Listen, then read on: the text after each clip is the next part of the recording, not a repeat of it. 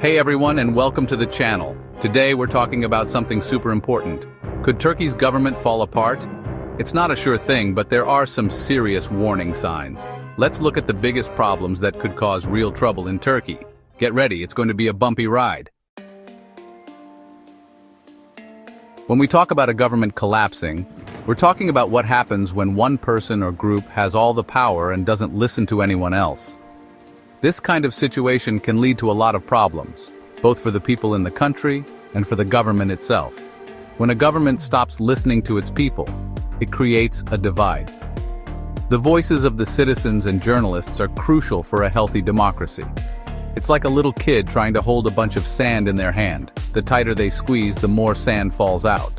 The more control they try to exert, the more they lose. In Turkey, that sand is the people and journalists who are being silenced. These are the individuals who are supposed to keep the government in check, but their voices are being stifled. Governments like this are like that friend who always makes up their own rules for monopoly so they win. They change the rules to suit themselves, ignoring fairness and justice.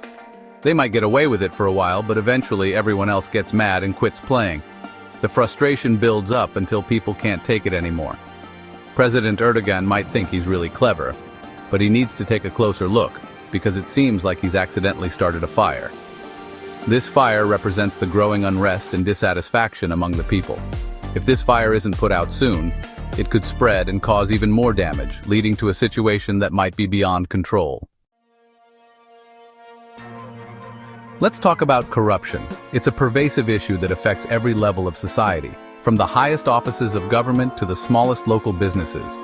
When corruption is everywhere, it's like building a house on a foundation of baklava. It's just not going to hold. The structure may look solid from the outside, but it's destined to collapse. Every bribe, every shady deal, every time someone gives a job to a friend or family member weakens the government. It erodes trust and undermines the very fabric of society. People see the rich getting richer while they can barely afford groceries. The disparity grows, and the sense of injustice becomes palpable. They see the government breaking its own rules, and they are angry. This anger fuels protests and civil unrest as people demand accountability and change. It's like ordering a delicious kebab and getting a plate of wilted lettuce. You'd be mad, right? You expected something good but got something disappointing instead. You'd want to talk to the manager. You'd want answers and a resolution to the problem. But what if the manager is the one who gave you the lettuce in the first place? The very person responsible for the problem is now in charge of fixing it. This is the frustrating reality of corruption. Let's talk about the economy. A bad economy is like a poorly made cup of coffee. It leaves a bad taste in your mouth. And when your money is losing value fast, people get worried. We're talking about inflation, the sneaky thing that makes everything more expensive.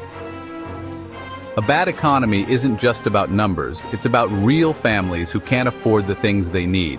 And when people struggle, they look for someone to blame, and that blame usually goes to the government. Let's talk about the Kurdish people in Turkey. For a long time, they have been treated unfairly. Their language and culture have been suppressed, and their requests for more control over their own lives have been met with violence. This isn't ancient history. It's a problem that needs to be solved with kindness, conversation, and a real desire to find a peaceful solution. Ignoring it is like pouring gasoline on a fire. Let's talk about institutions, the things that make a democracy work. We're talking about courts, the news media, and other essential groups. These institutions are supposed to keep the government honest and transparent. But what happens when these crucial pillars are weakened or controlled by the government itself? It's like playing soccer without a referee, where rules can be bent or ignored. The courts are filled with people who support the government, making impartial justice impossible. Meanwhile, the news media can't report freely, stifling the flow of information. When you remove the checks and balances that limit the government's power, you create a system where corruption and unfairness can thrive unchecked. It's like trying to build a house on jelly, unstable and doomed to collapse.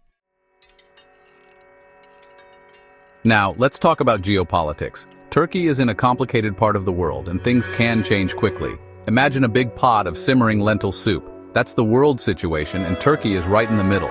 You have the war in Syria, the refugee crisis, and long-standing tensions with Greece and Cyprus.